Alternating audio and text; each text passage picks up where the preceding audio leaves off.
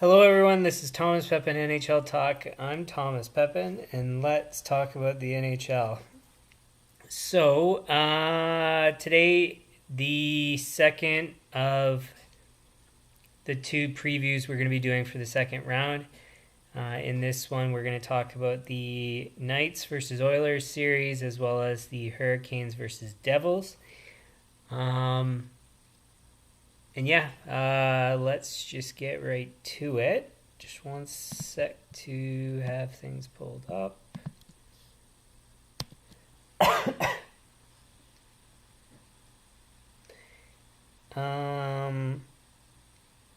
All right, so as I've said in previous streams, I should just remind some data points that other people cover that have no correlation with outcomes is 10 games before the playoffs, which isn't really so relevant now, but that and the season series between two teams. So neither have any correlation with the series outcomes. So in the end, you can kind of disregard those if other people talk about them. The main ones that I take a look at are goal differential, save percentage for goaltending, and as sort of like a tiebreaker, but an additional point that I think is semi-relevant is shot differential. So those are the main points that I look at and that we'll look at now.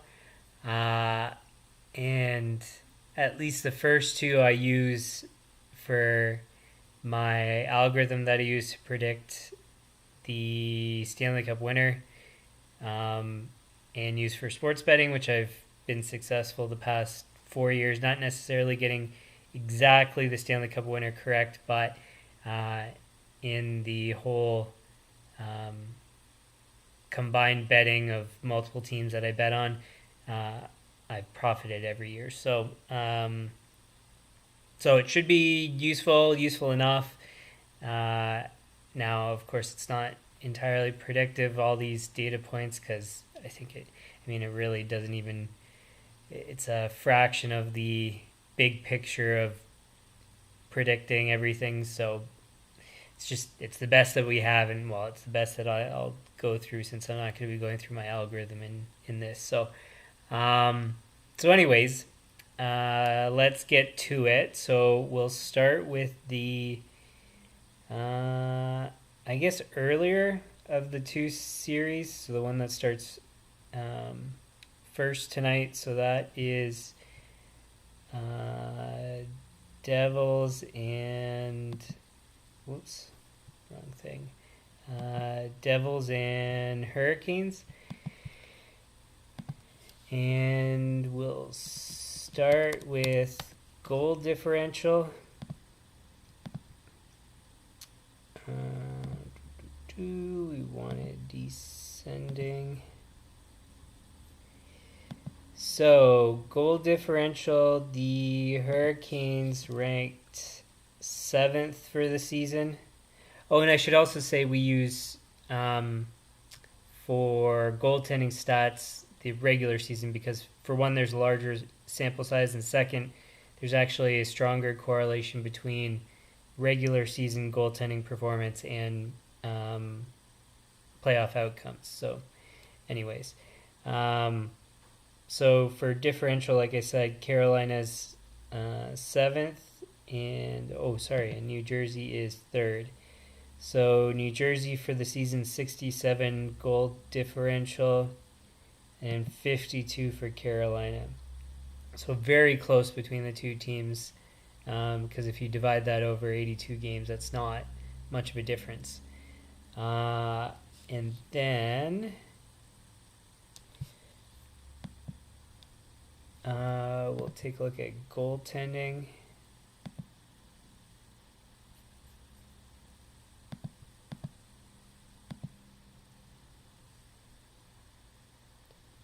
So for Carolina, Anderson was 21-11-1 with a 903 save percentage. So very good record, but not so good for the save percentage. Ranta 19-3-3, very good, even better winning percentage, 910 save percentage, so better as well. League average is around 914, 915 or something like that. So still below league average, but good performance combining the winning percentage and save percentage. And Kochetkov 12-7-5, 909 save percentage, so approximately the same, just winning percentage is not as good. So they finished with Anderson, I believe, for the last game in the previous series. Seems like they're going to be going with him to start. I haven't noticed any comments on that yet.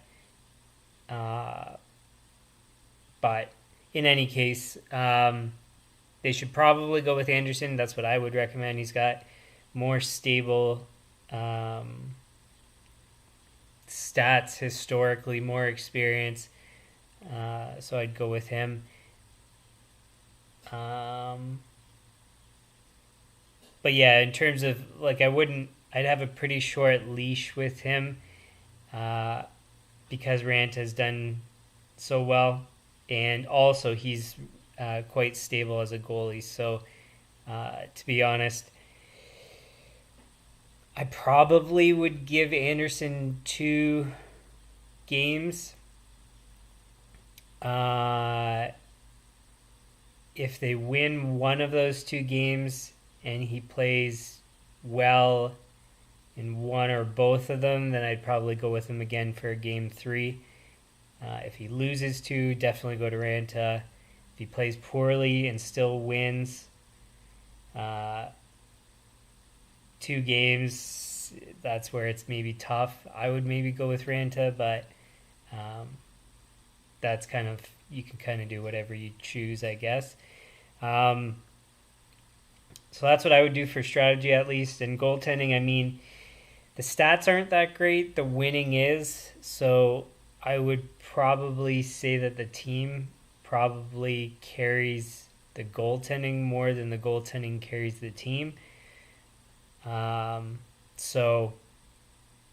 sometimes, you don't need a good save percentage, and it's just winning that matters. So I don't know. It's really hard to say unless you take a really deep look into the numbers. And I don't even know if that's going to tell you. Well, I guess maybe in advanced analytics with shot types and stuff. But in any case, we're not going to go into those fine details. So altogether, decent enough goaltending, I would say. Probably won't make or break them, but we still have to have a look at New Jersey. So New Jersey, Vanacek was 33-11-4, 911 save percentage, so pretty similar to the other goalies we just went over. Blackwood, 10-6-2, 8-9-3, so not very good save percentage there. And then Schmid, however it's pronounced, 9-5-2, 9-2-2 save percentage. And so he's been on a big roll in the playoffs. They've been riding him. So I would be shocked if they didn't go with him at least to start. But with lack of experience, who knows what's going to happen. He could easily just completely derail and start playing poorly. Young and inexperienced team in New Jersey, so things can really flip. But sometimes it's good to be young and naive, and you just maybe don't take the playoffs as seriously as you otherwise would if you've been in some deep pushes and have lost already and stuff in your career. So I could go either way. It's really tough to predict. It's just New Jersey's not nearly as stable as Carolina, both in goaltending and in experience. So, because I think Carolina got to conference final a couple years ago. Well, or maybe a bit more, maybe like 3 or 4 years ago, if I'm not mistaken. And so, anyways, so they've got good experience. Did they get to the final even? I don't know. Anyways, long story short, they have a lot of experience. They've been in the playoffs, I think, for the past number of years. And yeah, so it's basically experience against lack of experience, energy versus maybe less energy, more structure. Let's have a look at shot differential here.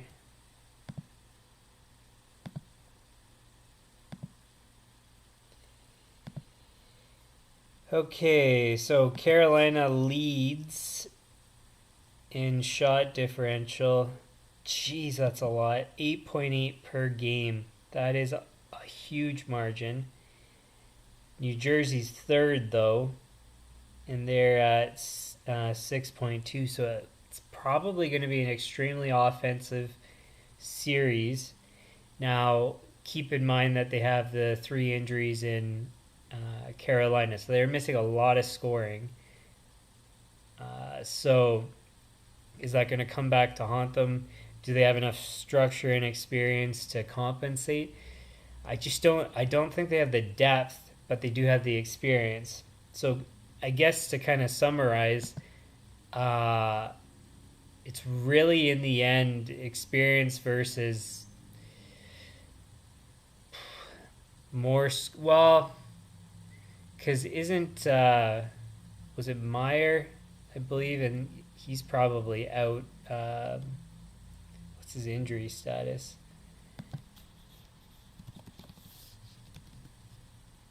Out until at least May 3rd. I would be extremely surprised if he played this game, but in any case, I would argue that New Jersey has more scoring potential to start the series and probably all through, because I don't think the other guys are going to get healthy during the series, and if they do, it's probably going to be late. So yeah, this one's a tough one because it's really going to be team defense and experience versus offense. And, well, I guess you can kind of tell on the spot. So this is always done, or you can tell right now, this is always done on the spot. So only have the subject, don't actually have my prediction in mind. And so just looking at the numbers and figuring it out kind of on the spot. So, to be honest, my gut says New Jersey, and the data would indicate, I would argue, Carolina probably. So the shot differential and goal differential are in their favor. Goaltending stats are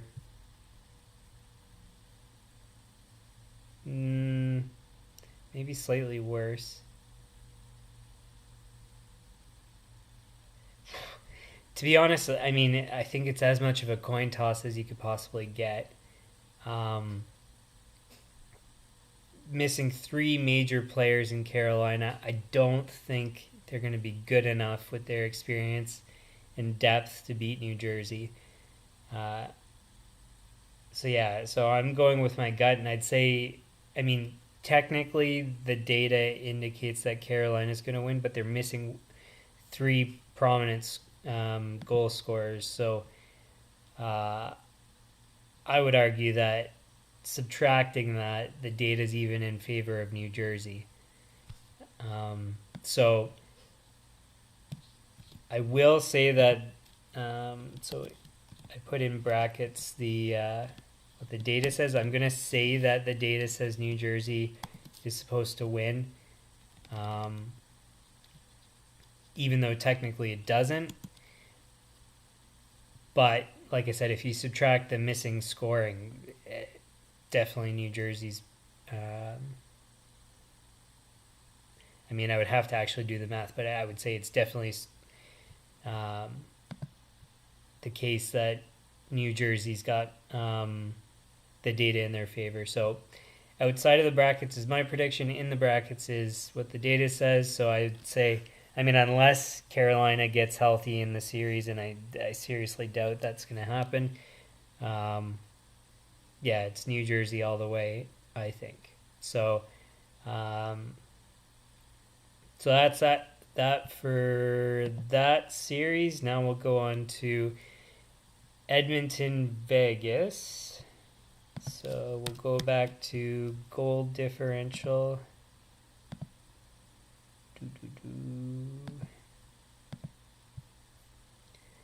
So Edmonton's second, only behind Boston.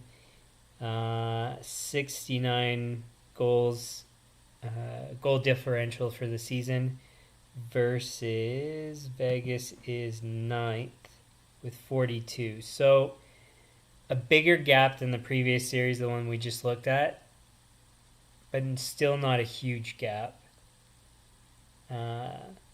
But so definitely Edmonton has the scoring advantage, or well, combined team defense scoring advantage. Moving over to goaltending,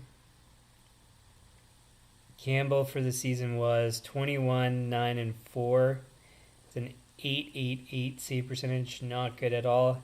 And Skinner 29, 14, and 5 with a 9.14. So basically league average save percentage. So I mean, Skinner hasn't looked that great in the playoffs so far, but I think it's his first playoffs, so you can't expect everything to go perfectly smoothly to start. And he got through the series, and they're supposed to go with him, as far as I know, to start. So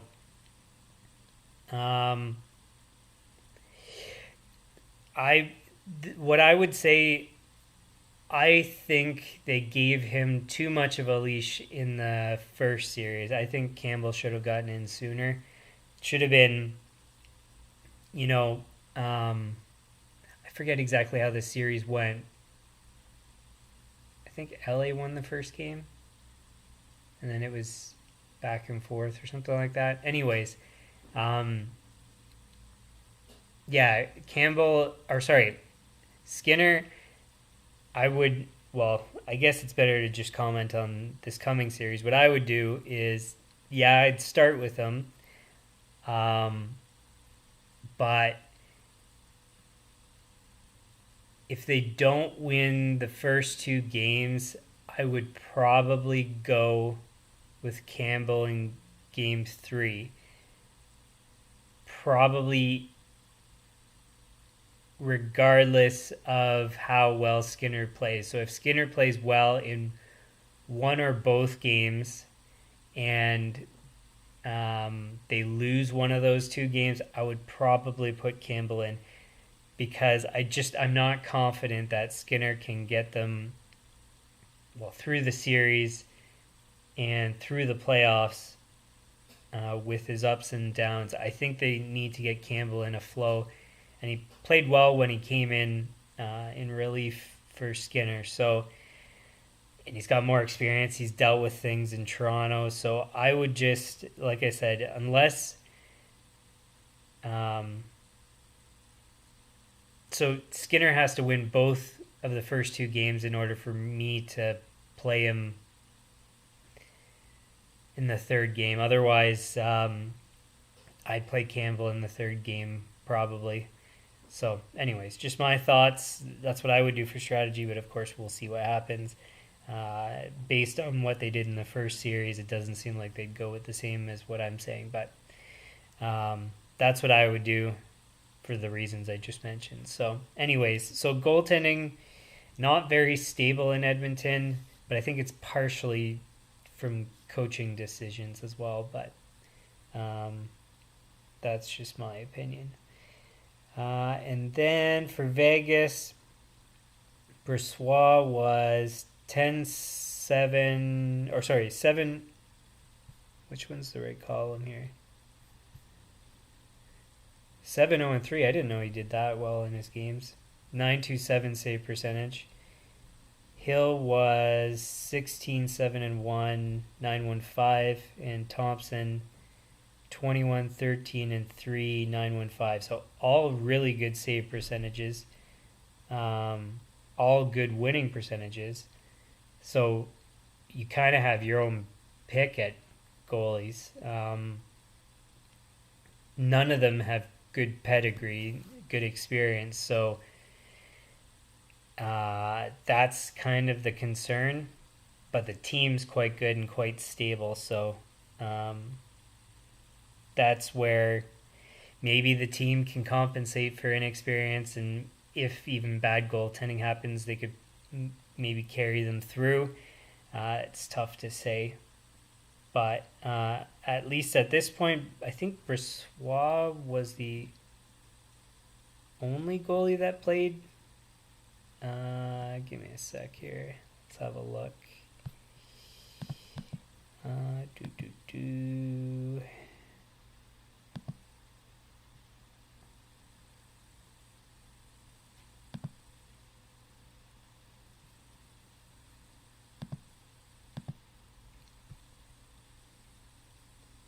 Bressois played all 5 games, 915 save percentage. So,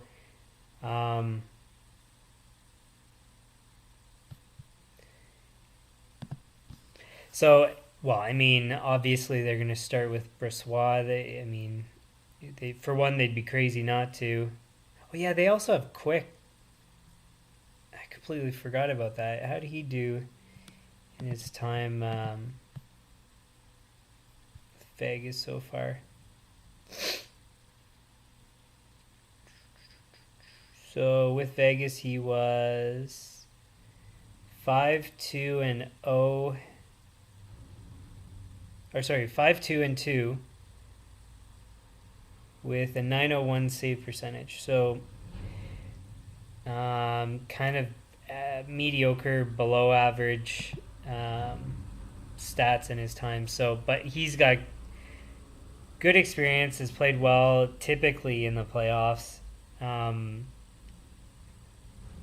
So, I mean, you have 4 choices, unless they traded any of their guys away, and I don't know if they did. I don't think they did. I mean, we're kind of getting off on something that we don't really need to, but just for interest's sake. Yeah, they do have all 4 goalies. Man. So anyways, they're going to start with Bressois. Where they go from there, I mean, who would you go with?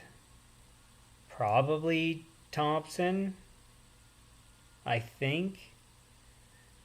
Because he's played the most games, and I think he's probably the most stable and experienced with the team.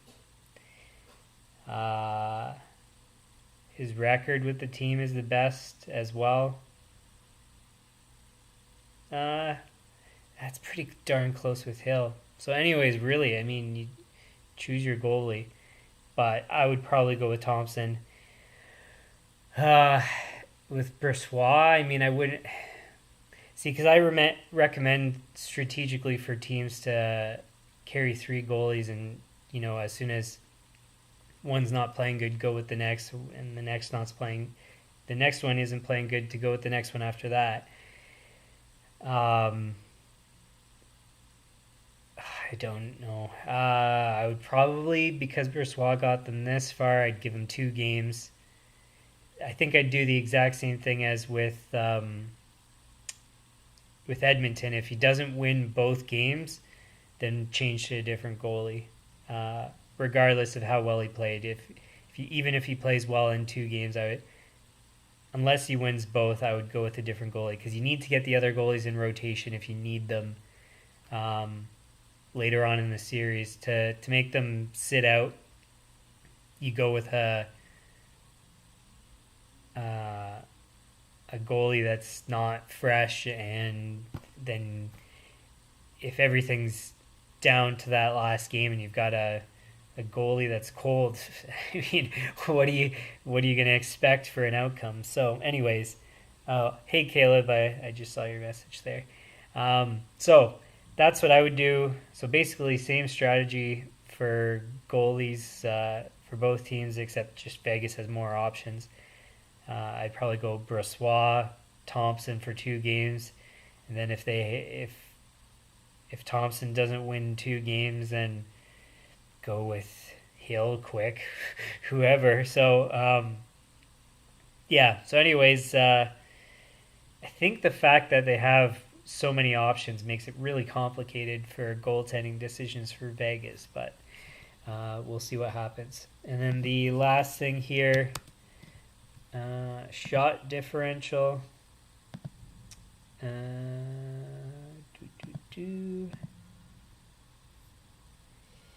So, whoops. Yeah. So shot differential. Edmonton's 10th, and Vegas is 15th. So Edmonton was positive 2.2, and Vegas was only positive 0.6. So goal differential and shot differential are in Edmonton's favor.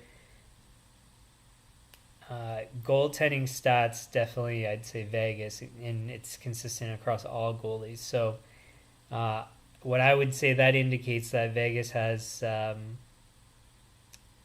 better team defense. I think that's kind of known already. With the addition of Ekholm and Edmonton, they were on a roll going into the playoffs again. Last 10 is does not have a correlation with playoff success, so you kind of disregard that. But it kind of indicates just that the team defense maybe is better than it was, and maybe the team is better as well. So really, this is, again, it's a coin toss. Who's going to win? I mean, it's really tough. So what was the difference for goal differential?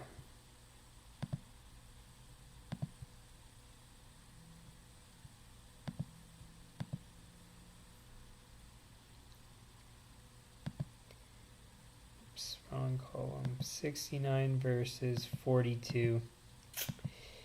Shot differentials in Edmonton's favor too. So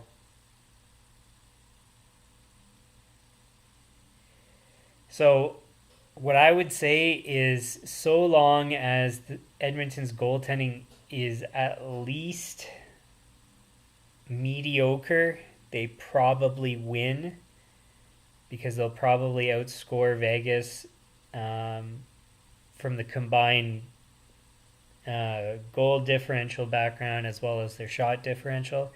But it's very, very narrow, and goaltending could steal it for Vegas. Team defense, however you want to kind of label it. So like I said, it's kind of a coin flip. You can choose either team. I just think Edmonton has a slight edge. And I think what's missing with Vegas is just lack of, all their goalies don't have the greatest of experience except for Quick, and Quick is kind of up and down in his stats and recent history especially, and they might not even go with him as their second option in net. So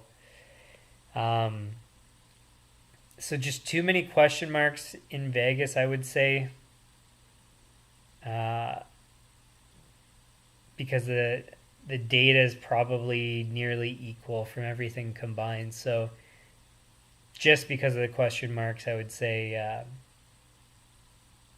the data is probably on Edmonton's side. And, I already knew before the stream that I was going to go with Edmonton. So that's what it looks like here. Edmonton from me, and the data says Edmonton 2.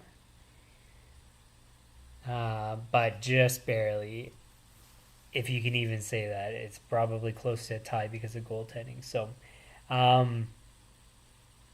that's that. One thing I should say is in the previous round, I went over betting odds, and I was going to this round, but in the end, I don't know if it's really worth it. You know what? Just on the subject, we might as well. Give me 1 sec to pull that up. We want that. And the only reason I'm going to do it is just because, to summarize all the predictions too, it kind of is useful. So with William Hill, it's just one of the main betting sites that I use. They have Edmonton at 4.5 or 4.5 to 1 to win the cup.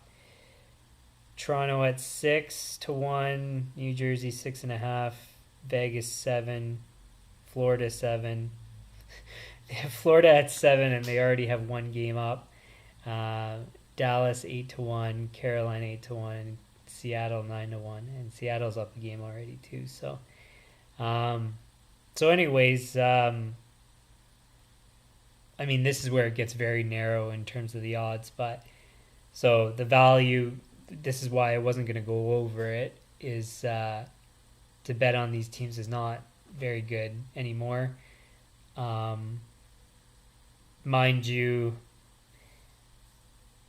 maybe you can make it work if you think Carolina or Vegas or Florida has a shot at winning, but otherwise the odds aren't that great for the rest. But so anyway, so the odds makers have Edmonton has the best chance, Toronto, New Jersey, Vegas, and Florida tied, Dallas and Carolina tied, and then Seattle. So the reason why I wanted to bring that up is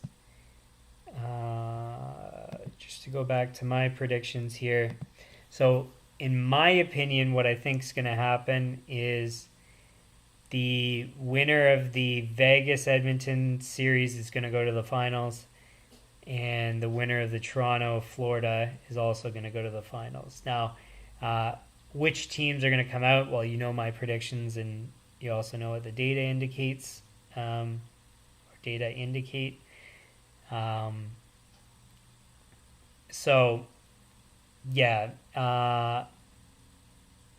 my preseason predictions, I had Edmonton to win the cup over the Islanders, and the Islanders obviously aren't still there. Florida was one of my other favorites that I had in the preseason to win the cup. So my guess is that it goes Edmonton, Florida final. Of course, we still got a long ways before that, but it could be Vegas, Florida. It could be Vegas, Toronto, Edmonton, Toronto. But like I said, I think in the end it's going to be those two series that get to the final. The other two, I just don't see Dallas. They have enough. So if it was Vegas against Dallas in the next round, I think Dallas could beat Vegas. I don't think Dallas could beat Edmonton. And then if Carolina got healthy, I think they could beat Toronto. I don't think New Jersey could beat Toronto. Again, if Carolina was healthy, I think they could beat Florida potentially, but I don't think New Jersey could. But it's really, all the teams are very close. The only team I don't think can win the cup for sure is Seattle, but they're already up in their series. And it's not that crazy to think that New Jersey could, although I would have them next worst chance. But it's super close from here on out. Really, every series is a coin flip. I don't know what's going to happen these are my predictions, and like I said, it's what the and then otherwise what the data indicate. But it's anyone's game from here. It looks like so.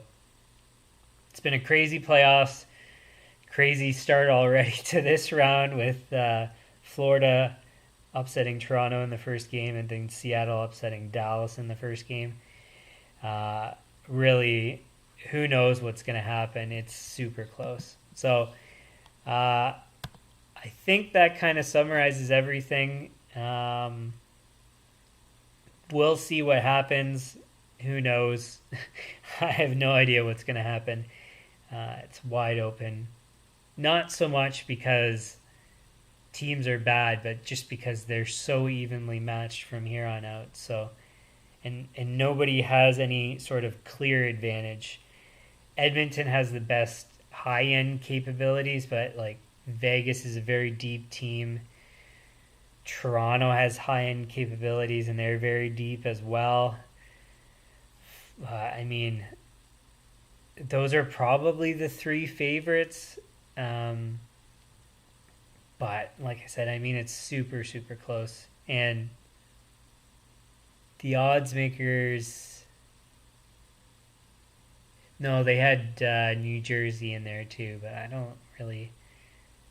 wouldn't have them up at the top. But I mean, they're firing on all cylinders right now, so they definitely got a shot. So who knows? I think that's the best way to put it is who knows. So we'll leave it there. So if you like the stream, hit the like button, share with your friends, subscribe, turn on notifications. Otherwise, channel homepage has upcoming streams.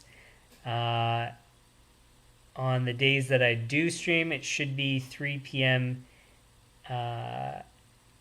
Eastern. But yeah, well, we saw yesterday that I had to do 2 streams, and so maybe in the next round, it could turn out that same way, just with scheduling, but we'll see. And then, so anyway, so next stream is going to be recaps of this round, and then previews for the next round. Just exactly the order, I'm not sure. And depending on how long the round goes, there could be another stream in between. Again, check the channel homepage for upcoming streams. It'll tell you if there is one. I have some topics that I'm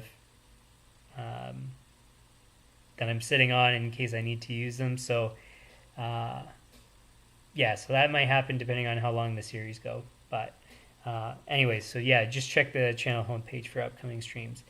And then last, as always, any comments, leave them in the comments. Suggestions, same thing.